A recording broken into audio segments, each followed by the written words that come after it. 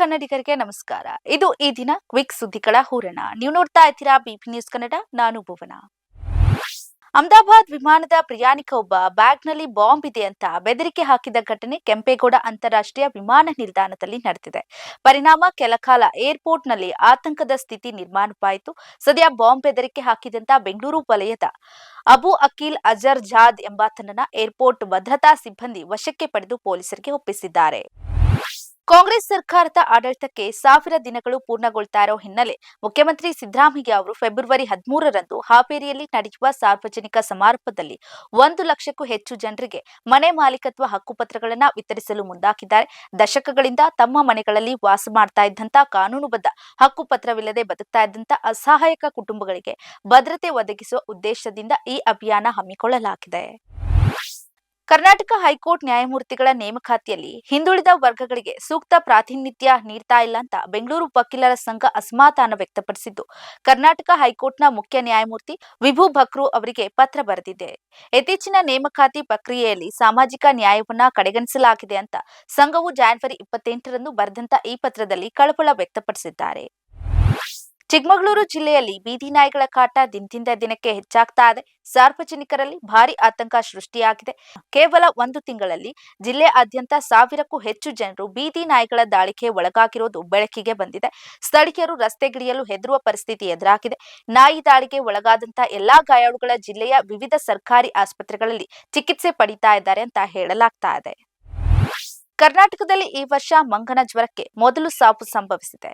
ಶಿವಮೊಗ್ಗ ಜಿಲ್ಲೆಯ ತೀರ್ಥಹಳ್ಳಿ 29 ವರ್ಷದ ಯುವಕ ಚಿಕಿತ್ಸೆ ಪಡೆದು ವೈದ್ಯಕೀಯ ಆರೈಕೆ ನೀಡಿದ್ರು ಫಲಕಾರಿಯಾಗದೆ ಮತ್ತೆ ಉಲ್ಬಣಗೊಂಡು ಮೃತಪಟ್ಟಿದ್ದಾರೆ.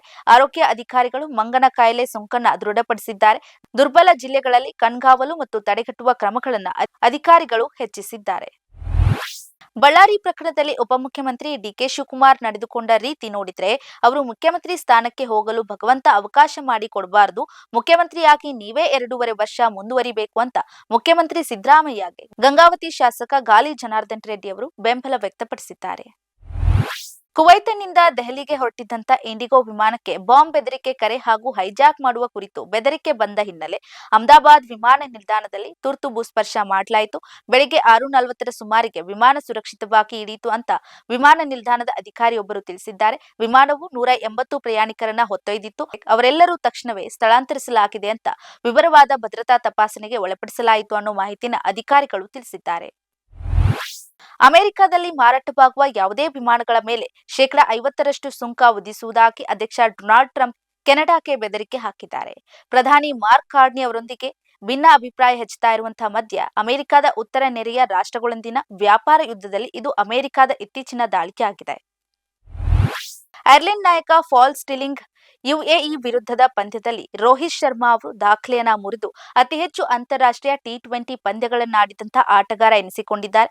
ಇದುವರೆಗೂ 160 ಟಿ20 ಪಂದ್ಯಗಳನ್ನಾಡಿರುವಂತಹ ಸ್ಟಿಲಿಂಗ್ 3874 ರನ್ ಬಾರಿಸಿದ್ದಾರೆ. ಐರ್ಲೆಂಡ್ ಈ ಪಂದ್ಯದಲ್ಲಿ ಯುಎಇ ವಿರುದ್ಧ 57 ರನ್ ಗಳಿಸಿ ಭರ್ಜರಿ ಜಯ ಸಾಧಿಸಿತ್ತು. ಆದರೆ ಸ್ಟರ್ಲಿಂಗ್ ಕೇವಲ 8 ರನ್ಗಳನ್ನ ಗಳಿಸಿದ್ರು.